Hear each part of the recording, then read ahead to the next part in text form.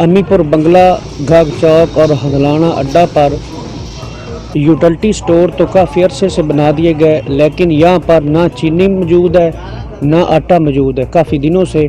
और अगर हम इसको ख़रीदने के लिए ओपन मार्केट का रुख करते हैं तो वहाँ पे चीनी 100 रुपये फ़रोख्त होती है और आटे का थैला हमें 20 किलो का थैला 1000 से 1100 रुपये में मिलता है।